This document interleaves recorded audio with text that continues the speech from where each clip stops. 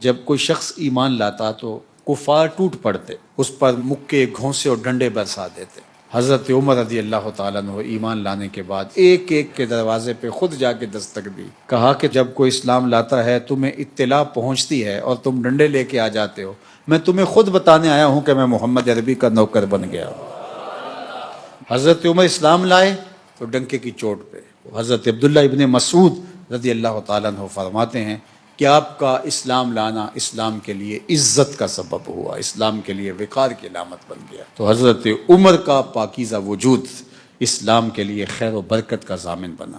ایک مغربی مفکر نے کہا تھا اگر اس امت کو ایک عمر اور مل جاتا پوری روئے زمین پہ مسلمانوں کی حکومت ہوتی۔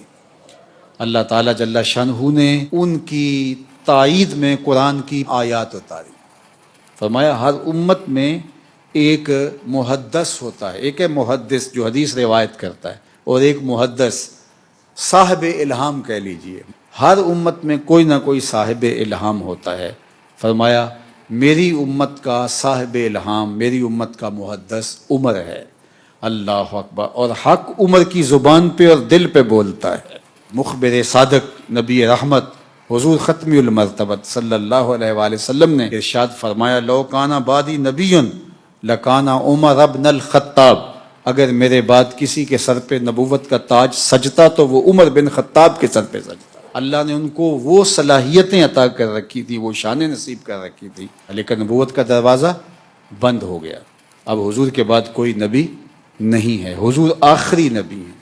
پھر ارشاد فرمایا ان اللہ جعل الحق علی لسان عمر وقلبہ، اللہ تعالیٰ نے حق کو حضرت عمر رضی اللہ تعالیٰ عنہ کی زبان پر بھی جاری کیا ہے اور ان کے دل پر بھی جاری کیا ہے، اور اللہ تعالیٰ نے ان کو ایک ایسا مقام عطا فرمایا اصحاب پیغمبر میں، عشرہ مبشرہ میں ہے، مہاجرین میں ہے، اور خلفائے اربعہ میں اللہ تعالیٰ نے ان کو دوسرا خلیفہ ہونے کا اعزاز عطا فرمایا، اور رسول اللہ صلی اللہ علیہ وسلم پر ایمان لانے والے یہ 40ویں فرد تھے۔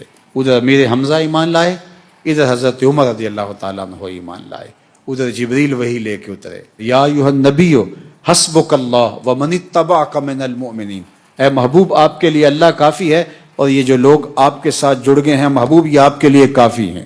اب اسلام کی تقویت کے ساماں پیدا ہو گئے، بعد میں اللہ نے اسلام کو بہت فروغ عطا کیا۔ اذا جاء نصر اللہ والفتح ورأیت الناس یدخلون فی دین اللہ افواجا، پھر لوگ فوجوں کی شکل کے اندر اسلام میں داخل ہوئے، اور یہ اللہ کے محبوب کی مراد ہے۔ اللہ کے محبوب نے حضرت عمر کو اللہ سے مانگ کر لیا ہے۔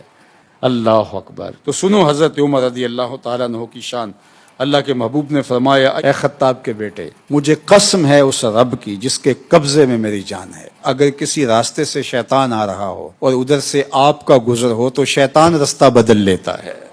اللہ اکبر۔ حضرت سیدنا عمر رضی اللہ تعالی عنہ نے اسلام کے لیے جو بے بہا خدمات سر انجام دی ہیں، اور حضور علیہ السلام کے لیے ان کا جو جذبہ صادقہ تھا، پھر جس طرح سے خلافت کی ذمہ داریاں ان کے کندھوں پہ آئیں، تو وہ دور ہمایوں کس طرح سے آپ نے گزارا، یہ تاریخ کا ایک روشن باب ہے۔ اور دوسری جانب ان کے عجز و انکسار کے یہ پہلو بھی دیکھیے کہ جب آپ کا آخری وقت آتا ہے تو آپ کے صاحبزادے کی گود میں آپ کا سر تھا، تو آخری لمحات میں وہ اپنے صاحبزادے سے فرمانے لگے کہ میرا سر گود سے اٹھا کے زمین پہ رکھ دو، یعنی اللہ کے حضور حاضر ہوتے ہوئے میں بحالت عجز پیش ہونا چاہتا ہوں۔ حضرت عمر امر بالمعروف اور نہی عن المنکر کا جذبہ بہت فراواں رکھتے تھے، اور آپ نے جو آخری کلام کیا جب آپ کے پاس ایک صاحب حال پوچھنے آئے اور ان کا تہ بند ٹخنوں سے نیچے لٹک رہا تھا، تو انہوں نے حال پوچھا اور آپ کی نظر اس کے ٹخنوں پہ پڑی،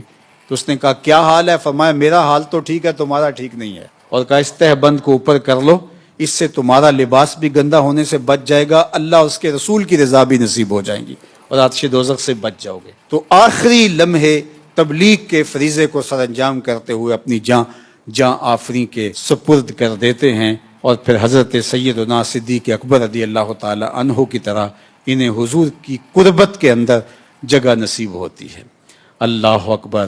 اللہ کے محبوب ایک دن مسجد نبوی سے باہر نکل رہے تھے تو دائیں ہاتھ میں حضرت ابو بکر کا ہاتھ پکڑا تھا اور بائیں میں حضرت عمر کا ہاتھ پکڑا تھا, اور جو بیرونی دروازہ تھا اس جانب چل رہے تھے, اور باہر سے کوئی اندر آیا تو آقا کریم نے اس کو دیکھ کر کے فرمایا ہا کازا نبعث یوم القیامہ, کہ ہم قیامت کے دن یوں اٹھائے جائیں گے, میرے دائیں ہاتھ میں ابو بکر کا ہاتھ ہوگا, بائیں میں عمر کا ہاتھ ہوگا.